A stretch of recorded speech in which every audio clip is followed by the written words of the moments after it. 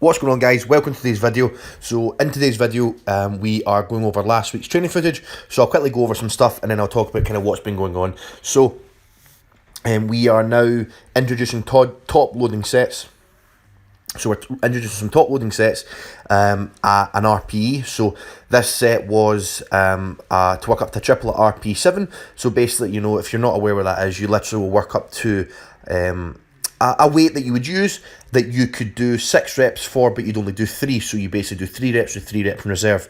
An RP8 is 2 reps in reserve, and an RP9 is 1 rep in reserve.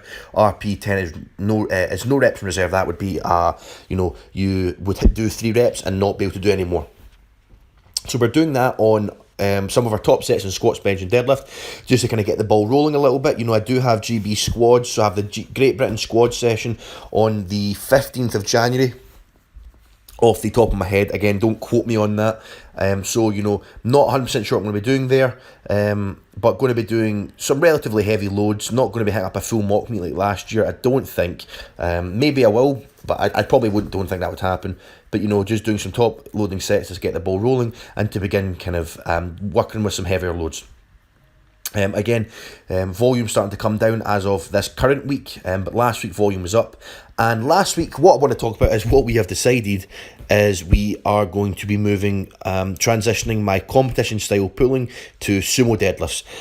You know, as the weeks have been going on and we've been using sumo as a variation for conventional, we have been finding that sumo is my better stance. And, you know, it makes a lot of sense for that to be the case.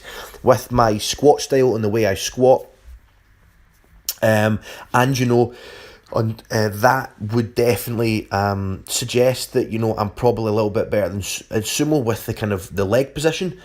Secondly, the bigger I've got, so the bigger I've got, the more muscle I've gained, and also the more fat I've gained. I struggle to get into the starting position in the deadlift. Now, as you can see, I'm starting to have to grip the bar pretty far out, so it's almost turning into some form of a minor snatch grip deadlift. And thirdly, the way my torso angle is on both squats and deadlifts, it is on conventional deadlifts, it's so similar that by the time I get to deadlifts, you know, I'm pretty fried in competitions, and I know that's it's not necessarily just because it's the torso angle and it's similar. It's also because, you know, I've not squatted and deadlifted in the same session ever, which I am doing twice a week now.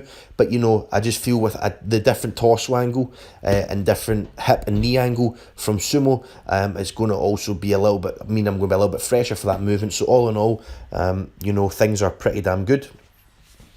And I'm pleased with that. So we've officially made the transition to sumo. We will still be doing conventional twice a week, but we are going to be doing sumo twice a week as well. So I'm pleased about that. You know, again, over the past 12 months, my deadlift really hasn't moved very, very much. It's moved about 5 to 7.5 kilos, whereas, you know, squats moved 40 kilos, benches moved almost 20 kilos, you know, things like that.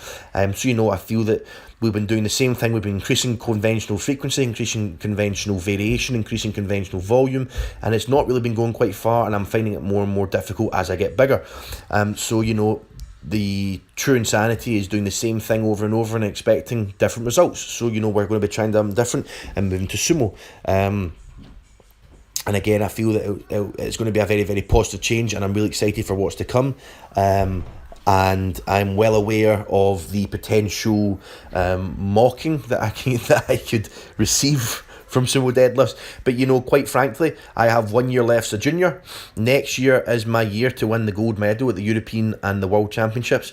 And quite frankly, if a sumo deadlift's going to allow me to do that, I just could not give a flying fuck, basically. You know, I just want to do what makes me absolutely 100% most competitive, and I feel sumo is probably that way forwards, you know.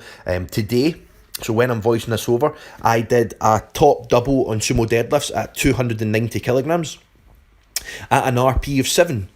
And this was like the 8th time I've ever done sumo deadlifts, you know. So, quite frankly, the fact I'm doing that, which would probably be matching my conventional at a position that I have only done for 7 weeks, 8 weeks, whereas conventional I've been pulling for 5 years, just kind of tells the story within itself, you know. So I'm pleased about that. and I'm looking forward to making some sumo progress, both more technically, and obviously as I get technically more efficient, I should also get stronger. And I'm looking forward to be able to put up, hopefully, or not hopefully, but definitely some much bigger totals in the months to come, you know, and really finish my last junior career, and most definitely my last year as a 120 kilo lifter. Well, with some gold medals, and become a European and world champion. I've already taken silver medals from the Europeans, and I've taken bronzes from the worlds, so it's time to go one step further. So thanks for watching, and I'll see all of you in the next video.